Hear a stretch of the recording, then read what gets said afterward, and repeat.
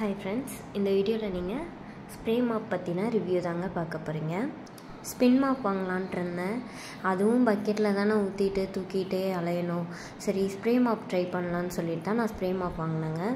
அடிக்கடி ஏதாவது சாப்பிடும்போது சிந்திடுதுன்னா டப்புன்னு எடுத்து கழுவுறதுக்கு இது ரொம்ப ஈஸியாக இருக்கும்.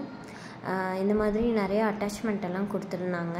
அதெல்லாம் ஃபிக்ஸ் பண்ணிவிட்டு நான் அவங்களுக்கு எப்படி யூஸ் பண்ணுறதுன்னு காட்டுறேன். இது கொஞ்சம் டேமேஜாக வந்திருந்தது அந்த ஹேண்டிலு.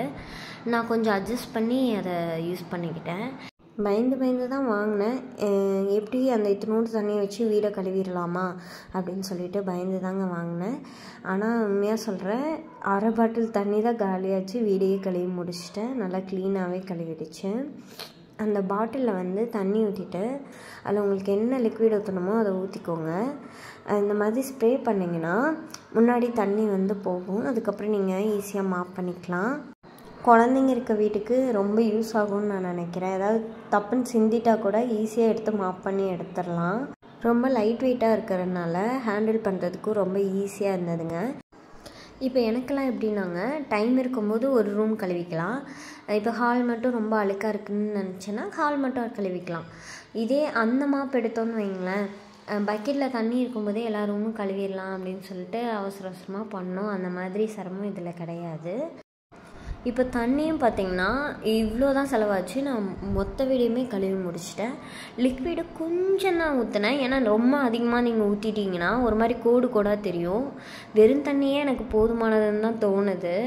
ஏன்னா அவ்வளோவா என்னோடய தரை அழுக்காக இருக்காது. இப்போ இந்த மாப்பு எதுக்கு சூட் ஆகாதுன்னு சொல்கிறேன்.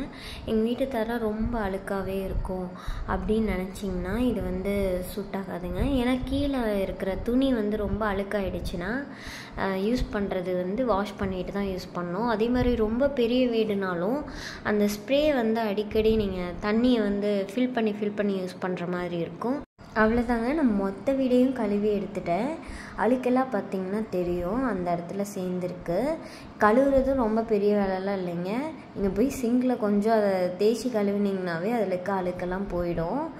அவ்வளோதாங்க. இந்த வீடியோ உங்களுக்கு யூஸ்ஃபுல்லாக இருந்திருக்கும்னு நம்புகிறேன். உங்களுக்கு இந்த ப்ராடக்ட் பிடிச்சிருந்துச்சுன்னா கீழே லிங்க் கொடுக்குறேன், போய் செக் பண்ணி பாருங்கள். இதே மாதிரி வீடியோஸ் பார்க்கணுன்னா என்னோடய சேனலில் சப்ஸ்கிரைப் பண்ணிக்கோங்க. இவ்வளோ நேரம் இந்த வீடியோ பார்த்ததுக்கு ரொம்ப தேங்க்ஸ் ஃப்ரெண்ட்ஸ். பாய்.